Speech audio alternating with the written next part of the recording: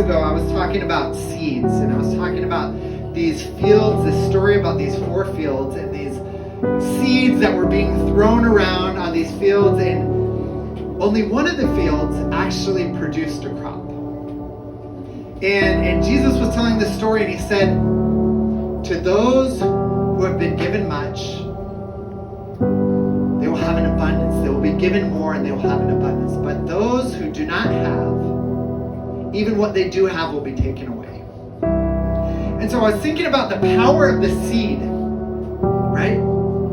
There's something about our focus. If we focus on all the problems, and we focus on Hayatzor, İşte Türkiye, right? These are the things that we say all the time to ourselves. This is the inner monologue, or it might be the soundtrack to our lives, right? What are the things that we continue to tell ourselves about life and how bad it is, and the economy and the government, and we have a lot of reasons to be disappointed.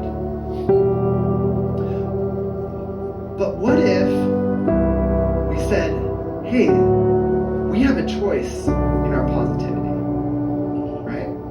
Can I act respectful to the people around me? They might actually act respectful towards me. Could I smile when I'm on the subway even though everybody's like this? And if I smile on the subway, people are going to think I'm a crazy person. But even if you see a crazy person smiling on the subway, you might just smile. And you might spread that. Right? What would it look like if I could go after learning one thing that was interesting, or having one interesting experience each day? And maybe if I learned something new and interesting, I could share it with somebody else. How would that spread the positivity in this country? So there's a power of a seed. The seed that's spread in, when Jesus talks about this, he says the seed is the word of God. Right? How could the word of God change somebody's life? Instead of believing the lies, instead of believing everything's horrible, the word of God might speak hope and positivity and say, actually, there's something to be thankful for today. Right? I have a place to live. Somebody's not trying to kill me and take my house and take my land. Right? I can eat food. Maybe I have a friend that knows me and loves me.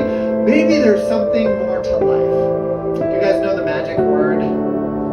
Not please. That's a good one. But abracadabra. The meaning of abracadabra is I create as I speak.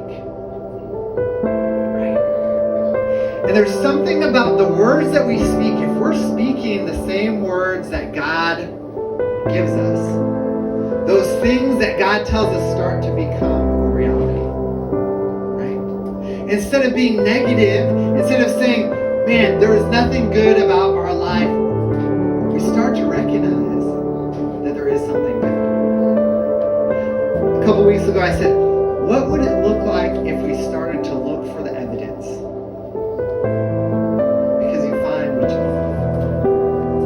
If you think everything's negative, you find negativity. If you start to look for the good things, you'll find good things.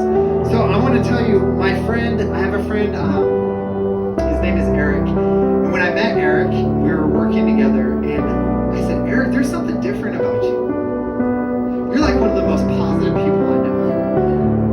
And I was like, what's your secret? And he's like, oh, I was wrongly convicted and I was in jail for 15 years.